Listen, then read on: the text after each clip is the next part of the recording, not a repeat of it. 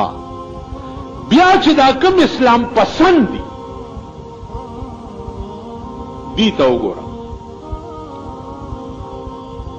ته په ایمان وایه چې مونږ لونه خرڅو کنه ها پیسې په نغدي الو کنه بیا چې لور ورکه یا خور ورکه جرګه در تراشي مطالبه دي صحیح 10 تولې سره 40 جوړې جامې دومره ډینر سیټونه دومره کراکری پلانې ډینګړې ها د دا باس کې دننه مور جواب راولېږي چې ورته وایي چې جنگ راولي نو د بارډر یا د پولیس بند بم ور سره راولي مور پلشته دا جواب راولي دا سیدا کنه اوس اسلام څه دی راشي وګوره اسلام خو یو قانون دی چې پیغمبر عملی طور جوړ کړی دی ابو بکر صدیق چې خپل لور بی بی عائشه پیغمبر ته په نکاح کوله جرګه کم ځای وا جهیز کم ځای روټای کم ځای وا بند کم ځای دعوت کم ځای خلق راغونډې دل کم ځای څو اس نو نکاح شو د پیغمبر کو او نکاح نو شوی پزمکا د بی بی عائشه نکاح په اسمانونو کې خدای تړلې و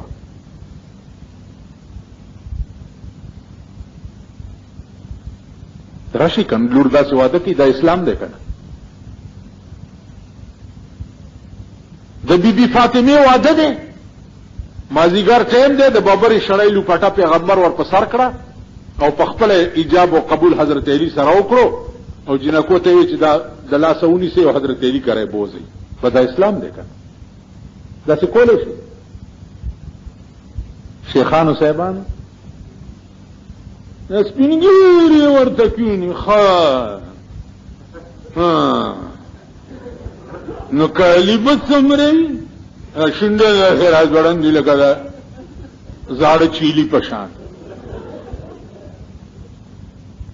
راشي کته بجلیګر مولا تا دا کار کړی دی ما دا کړی دی راشي ما درې لونه واده کړی دي درې چې شمدید ګوان درته پیش کوم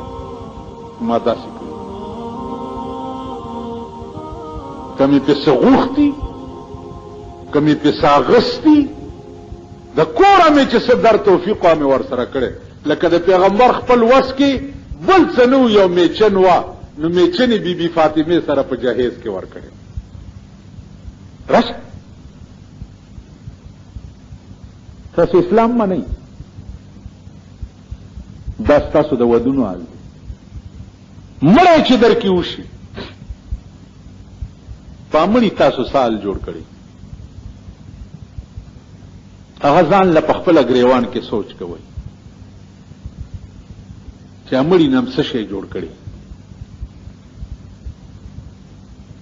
نو عزیزانو عرض میں داو چې ترسو پورې اسلام په مونږه په دې خپل ځان نه حاوی کړي بل اگر ته وې قران کې راځي قران اصل اسلام دی کنه دی ها قبل شي قرآن کے راضی چې لذک یوسفیکم الله فی اولادکم للذکر مثل